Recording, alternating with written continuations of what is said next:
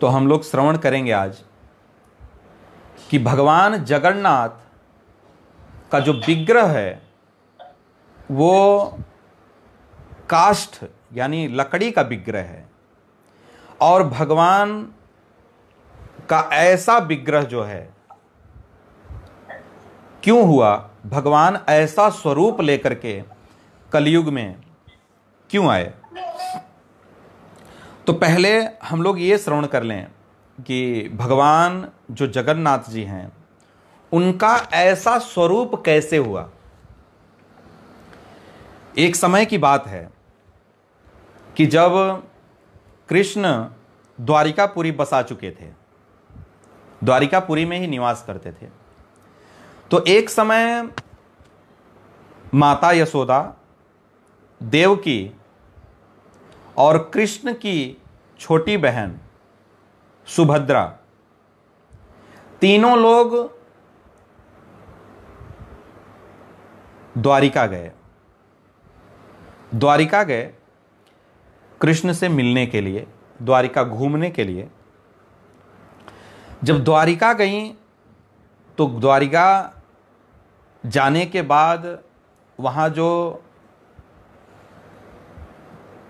द्वारिकाधीश की जो पटरानियाँ थीं, द्वारिकाधीश की जो महिषियाँ थीं, उन सबके मन में ये भाव जगा कि अब माता यशोदा और देवकी माता वृंदावन से आई हुई हैं, तो क्यों ना हम सब लोग मिल करके कृष्ण की बाल लीलाओं पर चर्चा करें, हम लोग कृष्ण की बाल लीला को श्रवण करें। क्योंकि हम लोगों ने ऐसा ऋषियों के मुख से सुना है कि कृष्ण की बाल लीला बहुत अद्भुत है, बहुत अद्भुत बाल लीला है, बहुत आश्चर्यचकित कर देने वाली लीलाओं को भगवान किए हैं। तो जो महिषियां थीं, पटरानियां थीं, वो सब एकत्रित होकर के माता यशोदा और देवकी माता से जिज्ञासा करने लगी, निवेदन करने लगी कि मैया हम लोगों को कृष्ण की बाल लीला को सुनाओ। तो माता यशोदा जानती थीं कि यदि अभी कृष्ण लीला यदि हम शुरू कर देंगे तो जो हमारे कृष्ण और बलराम है ना, ये अचेत हो जाएंगे, अचेत हो जाएंगे ये। इसलिए यशोदा मैया कृष्ण की बाल लीलाओं को नहीं कहना चाहती थी, कहना ही नहीं चाहती थी। वो जानती थी कृष्ण के स्वभाव को कि यदि हम कृष्ण लीला शुरू करेंगे तो मैं भी भाव विभोर हो जाऊंगी, मेरे भी जो कंठ है वो रुग्ध हो जाएगा, मैं भी आगे बोल नहीं पाऊंगी, और कृष्ण बलराम जो है ना वो भी मतलब अचेत अवस्था में चले जाएंगे। इसलिए वो बात को टाल रही थी कि नहीं, हम कृष्ण लीला को नहीं सुना सकते, नहीं सुना सकते, नहीं सुना सकते। लेकिन उन पटरानियों के बाल लीला के प्रति प्रेम को देख करके यशोदा मैया और देवकी मैया ने उस बाल लीला को कहना प्रारंभ किया। और वो पहले कहीं कि हम देखिए ऐसे खुले में हम ये लीला नहीं बोलेंगे, हम लीला एकांत में बोलेंगे, जहां केवल हम लोग और आप लोग, दो लोग होंगे, मतलब महिषी गण और देवकी और यशोदा मैया, और इसके सिवा और कोई नहीं होगा। कृष्ण बलराम जब कहीं दूर चले जाएंगे ना, किसी कार्य के लिए जब दूर चले जाएंगे, तब हम इस लीला को सुनाएंगे। तो ऐसा समय देख करके एक कक्ष में सब लोग उपस्थित हुई, सब लोग उपस्थित हुई। और जब सब लोग उपस्थित हुई तो यशोदा मैया और देवकी मैया ने कृष्ण की बाल लीलाओं को कहना प्रारंभ किया, और जो सुभद्रा थी वो जाकर के गेट पर पहरेदारी करने लगी। क्योंकि देवकी और यशोदा मैया जानती थी कि जैसे ही कृष्ण की बाल लीला शुरू होगी वैसे ही कृष्ण बलराम आ जाएंगे। ये बात उनको पता था। वो चाहे कितनी भी दूर गए हों, वो चाहे कहीं भी गए हों, जैसे ही ये लीला हम शुरू करेंगे वैसे ही कृष्ण बलराम आ जाएंगे। इसलिए सुभद्रा को दरवाजे पर पहरेदारी करने के लिए खड़ा कर दी, मतलब बैठा दी। अब जैसे ही कृष्ण लीला प्रारंभ हुई, कृष्ण की बाल लीला प्रारंभ हुई, वैसे ही सब लोग, जितनी महिषियां थीं, सब लोग आनंद में विभोर हो गईं। आनंद में इतना विभोर हो गईं, सुभद्रा भी इतना विभोर हो गईं कि उनको यह पता ही नहीं चला कि हम यहां पहरेदारी के लिए बैठे हैं। तब तक कृष्ण बलराम आ गए। कृष्ण बलराम आए और डायरेक्ट घुसते चले गए। उनको पता ही नहीं, उनको सुध बुध ही नहीं रहा। कृष्ण की जो बाल लीला है वो अद्भुत लीला है, अद्भुत लीला है। वो डायरेक्ट घुसते गए। और जब कृष्ण बलराम उस लीला को सुने तो अपनी उस उदंडता को, कह सकते हैं कि उस विकट लीला को, अद्भुत लीला को सुन करके उनकी बड़ी बड़ी आंखें हो गई, आश्चर्यचकित से आंखें खुली रह गईं और मुख खुला रह गया। कृष्ण बलराम का मुख खुला रहेगा। और उधर यशोदा और देव की लीला को बोल रही हैं और सुभद्रा तो गलना शुरू हो गई। कृष्ण बलराम भी धीरे धीरे करके गलना शुरू हो गए, हाथ हो धीरे धीरे गलना शुरू हो गया, क्योंकि उनके मुख खुला था, आंखें खुली थी और शरीर धीरे धीरे गलना शुरू हो गया। इस दृश्य को नारद जी देख रहे थे ऊपर से, नारद जी देख रहे थे। नारद जी ने उस अद्भुत दृश्य को देख करके उस सभा में प्रवेश किए, उस सभा में प्रवेश किए और उस सभा में आकर के कहते हैं, वाह रे प्रभु वाह, तुम्हारा कितना सुंदर स्वरूप है ये।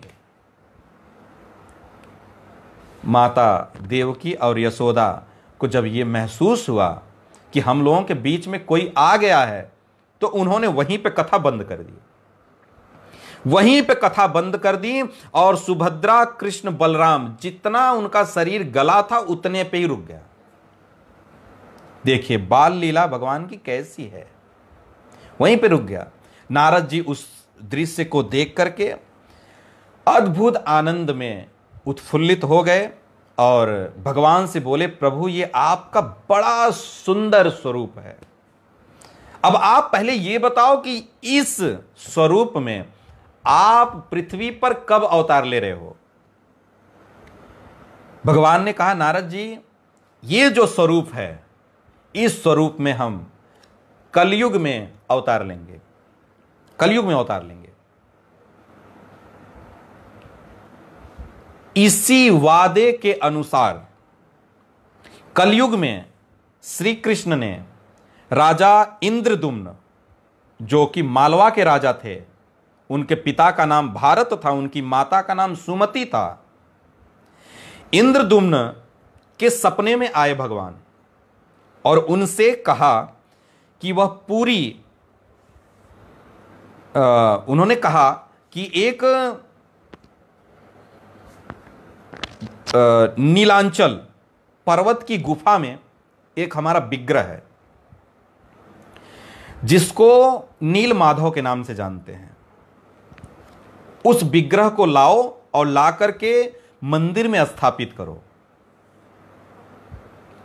अब जब राजा इंद्रदुम्न का वो स्वप्न टूटा तो उन्होंने अपने सैनिकों को उस नीलांचल पर्वत की खोज के लिए भेज दिया कि जाओ भाई नीलांचल पर्वत खोजो कहाँ है। तो जिन लोगों को उन्होंने भेजा था उसमें से एक ब्राह्मण विद्यापति थे। जो लोग खोजने गए थे उसमें से एक ब्राह्मण विद्यापति थे और विद्यापति ने सुन रखा था कि जो सबर कबीले लोग हैं वो नील माधव की पूजा करते हैं और वो अपने इस देवता नील माधव को नीलांचल गुफा में छिपा रखे हैं। अब विद्यापति ने सोचा कि भाई अब उस गुफा तक हम पहुंचे कैसे, कैसे पहुंचे। तो खोजते खोजते बहुत थक गए, कहीं नहीं वो गुफा मिली। अब भाई नीलांचल पर्वतों की गुफाओं में अनेक तरह की गुफाएं हैं, खोजते खोजते थक गए। तो उन्होंने ये बात सुन रखा था कि भाई ये जो सबर कबीले हैं ये उपासना भगवान की करते हैं, और जो इन सबर कबीलों का जो मुखिया है विश्वावसु, वही उपासना करता है नीलमाधव का। तो विद्यापति ने नीलमाधव जो मुखिया था उस मुखिया की बेटी से शादी किए पहले। विद्यापति जो विश्वावसु थे, जो नीलमाधव के उपासक थे, उनकी बेटी से पहले विद्यापति ने शादी किया। शादी करने के बाद उस अपनी पत्नी के माध्यम से विद्यापति उस गुफा तक पहुंचे जिस गुफा में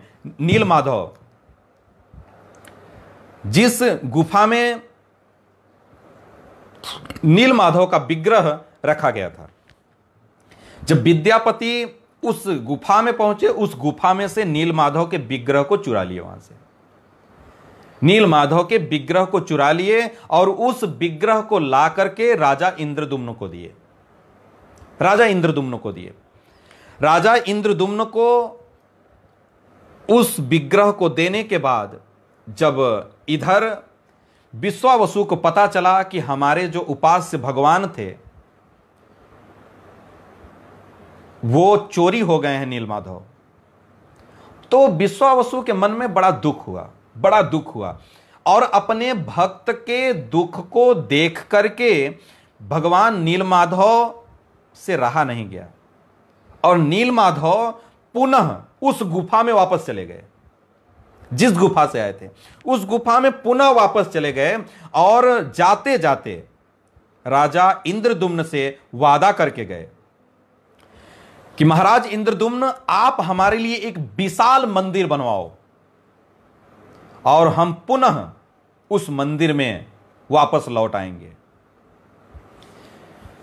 भगवान नीलमाधव के वादे के अनुसार जो इंद्रदुम्न थे विशाल मंदिर का निर्माण करवाए और निर्माण करने के बाद प्रार्थना किए कि प्रभु आप आकर के इस मंदिर में विराजमान होइए, क्योंकि आपने कहा है कि मंदिर बनवाओ और मंदिर बनवाओगे तो मैं इसमें पुनः वापस आ जाऊंगा। मैंने विशाल मंदिर आपके लिए बनवाया है, आप आकर के इस मंदिर में विराजमान होइए। भगवान ने कहा राजा से, राजा इंद्रदुम्न समुद्र में द्वारिकापुरी से प्रवाहित होकर के आ रही उस काष्ठ को ला करके तुम उसका विग्रह बनवाओ। भगवान ने स्वयं कहा, ये जो जगन्नाथ जी का जो विग्रह है जिस काष्ठ में बना है वो काष्ठ साधारण काष्ठ नहीं है। वो जो लकड़ी है वो द्वारिकापुरी से समुद्र मार्ग से बहकर के पुरी में आई है। वहां से चलकर कि वो लकड़ी आ रही है समुद्र मार्ग से और आप उस लकड़ी में विग्रह बनवाओ। अब राजा इंद्रदुम्न अपने लोगों को भेजे कि भाई खोज निकालो, लकड़ी आ रही है, उस लकड़ी से ला करके हम विग्रह बनवाएंगे, क्योंकि भगवान की ऐसी वाणी है। अब अपने सैनिकों को राजा इंद्रदुम्न भेज दिए समुद्र में। सब जगह से गोता लगा करके लोग घूम घूम करके लोग देखने लगे, खोजते उस काष्ठ को पा लिए। जो काष्ठ द्वारिकापुरी से चल के आ रहा था उस काष्ठ को वो पा तो लिए, लेकिन सारे लोग मिल करके भी उस काष्ठ को उठा नहीं पाए। उस काष्ठ को, जो वो लकड़ी बह के आ रही थी, उस लकड़ी को कोई उठा नहीं पाया। तो राजा के मन में संशय हुआ कि भाई इस लकड़ी को कोई उठा नहीं पा रहा है तो ये अब मंदिर तक पहुंचना भी चाहिए। तो उनके मन में आया कि भाई विश्वावसु जो हैं, जो सबर कबीलों के जो सरदार हैं विश्वावसु, वो भगवान नीलमाधव के उपासक हैं, भगवान के भक्त हैं। तो यदि उनकी सहायता ली जाए तो ये लकड़ी मंदिर तक पहुंच सकती है। तो विश्वावसु को बुलाया गया। विश्वावसु आए और उस लकड़ी को उठा करके लाए विग्रह के लिए। रख दिए। अब राजा ने जो बढ़ई होते हैं उन सबको, जो मिस्त्री होते हैं उन सबको भाई बुलाया कि भाई अपनी छेनी, हथौड़ी, जो कुछ भी अपना औजार लेकर के आओ और इस पर नील माधव का विग्रह बनाओ, मूर्ति तैयार करो इस काष्ठ से। सब लोग आए। उस समय कहा जाता है कि पूरे विश्व से कारीगर आए थे, पूरे विश्व से कारीगर आए अपनी छेड़ी, हथौड़ी और सारा सामान लेकर के, लेकिन फिर भी उस काष्ठ पर किसी की छेनी हथौड़ी नहीं चल सकती, किसी की छेनी हथौड़ी उस पर चली ही नहीं। अब बहुत आश्चर्यचकित हुए राजा इंद्रदुम्न, बहुत आश्चर्यचकित हुए राजा इंद्रदुम्न। भाई भगवान का कहना है कि इस पर विग्रह बनाया जाए और कोई कारीगर का इस पे औजार काम नहीं कर रहा है। तो वो खोजने लगे, फिर से खोजने लगे, खोजते खोजते एक जगह एक बूढ़ा ब्राह्मण मिला, जो कि वो साधारण ब्राह्मण नहीं था, वो साक्षात विश्वकर्मा थे, जिनको साक्षात भगवान ने भेजा था। भगवान ने विश्वकर्मा को भेजा कि आप जाओ विग्रह बनाओ। विश्वकर्मा एक बूढ़े वृद्ध का रूप धारण करके आए और बोले, राजा इस काष्ठ में नील माधव का विग्रह हम बनाएंगे, मूर्ति हम तैयार करेंगे, लेकिन हमारी एक शर्त है, इस विग्रह को हम 21 दिन में बना करके तैयार करेंगे, लेकिन सबके सामने नहीं, एकांत में हम बनाएंगे, एक कमरे में बंद करके हम बनाएंगे। और एक मेरा और निवेदन है कि जब तक मैं दरवाजा न खोलूं तब तक आप लोग इस दरवाजे को नहीं खोलेंगे। अगर आप दरवाजे को खोल दिए तो यह विग्रह अधूरा रह जाएगा। राजा ने कहा ठीक है, कोई बात नहीं है। राजा उनकी बात सहमति प्रदान किए और उनको एक कमरे में उस काष्ठ को रखवा दिए और एक कमरे में उनको बंद करवा दिए। जब उनको बंद करवा दिए उस कमरे में, तो भाई उस कमरे से आवाज आने लगी, खटखुट की आवाज आने लगी। भाई जब वो अपना काम शुरू कर दिए तो खटखुट की आवाज आने लगी। तो सब लोगों ने सोचा कि भाई जो कारीगर है वो अपना काम शुरू कर दिया। भाई कुछ दिन तक, 10, 12, 15 दिन तक तो आवाज आती रही उसमें से, खटखुट की आवाज आती रही कि हाँ कोई इसमें विग्रह बना रहा है। लेकिन उसके बाद उसमें से आवाज आना बंद हो गई। तो जो राजा इंद्रदुम्न की पत्नी गुंडीचा थी, गुंडीचा जाकर के कान लगा करके सुनने लगी कि भाई क्या हुआ, दादा कहीं मरोड़ तो नहीं गया, इसमें से कोई आवाज नहीं आ रही थी। जब काम कर रहा था, जब जिंदा था तो इसमें से आवाज आती थी और अब तो इसमें से कोई आवाज ही नहीं आती है। तो उससे रहा नहीं गया, उसने राजा इंद्रदुम्न को यह संदेश दिया कि उस कमरे से आवाज आना बंद हो गया और 4-5 दिन से आवाज नहीं आ रही है। तो राजा ने कहा भाई बाबा ने कहा है कि दरवाजा हम खोलेंगे और दरवाजा आप लोगों को नहीं खोलना है, शर्त तो यही थी। तो फिर अब दरवाजा खोला कैसे जाए, उसमें से आवाज भी नहीं आ रही है, आखिर बंद रहेगा तो कब तक रहेगा, उसमें से कोई आवाज नहीं आ रही है। तो राजा ने आदेश दे दिया कि उस दरवाजे को खोल दिया जाए। और जैसे ही उस दरवाजे को खोला गया तो देखे कि उसमें से वो बूढ़ा आदमी जो कारीगर था वो गायब हो गया था, उसमें था ही नहीं। और आधा अधूरा विग्रह जगन्नाथ, सुभद्रा और बलदेव का बना हुआ रखा था। राजा के मन में बड़ा दुख हुआ को हो हमसे बहुत बड़ी गलती हो गई, बताओ ये आधा अधूरा विग्रह बन के रखा हुआ है, अब ये विग्रह कैसे बनेगा। उसके मन में बड़ा शोक हुआ, बड़ा दुख हुआ। तब तक वहां नारद जी पधारे और नारद जी ने कहा कि महाराज इंद्रदुम्न, भगवान की जैसी प्रेरणा थी आपने उसी तरीके से किया है और ये भगवान की ही प्रेरणा थी ये दरवाजा खुलवाने का, क्योंकि भगवान कलयुग में इसी रूप में आना चाहते थे। भगवान जगन्नाथ का जैसा स्वरूप है इसी स्वरूप में आना चाहते थे, इसलिए आप ऐसे ही विग्रह को आप मंदिर में स्थापित करवाइए। बोलिए जगन्नाथ सुभद्रा बलदेव की। तो ऐसे भगवान जगन्नाथ जी का महाराज इंद्रद्युम्न ने उस विशाल मंदिर में इस विग्रह को स्थापित किया और साल में एक बार वहां पे जगन्नाथ रथ यात्रा निकलती है, क्योंकि जो सुभद्रा थी उनको अपना मायका बहुत पसंद था, अपना मायका बहुत पसंद था तो इसलिए अलग अलग रथ पर कृष्ण बलराम और सुभद्रा बैठ करके द्वारिका जाते हैं घूमने के लिए। तो उन्हीं सुभद्रा की मनोकामना की पूर्ति के लिए साल में एक बार विग्रह को घुमाने के लिए निकाला जाता है। तो ये थी भगवान जगन्नाथ की प्रकट लीला, और बाकी लीलाओं को भी हम लोग चर्चा करेंगे।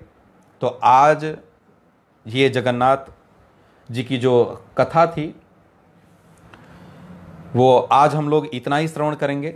आगे की जो भी कथा होगी वो हम लोग अगले पार्ट में श्रवण करेंगे। राधे राधे।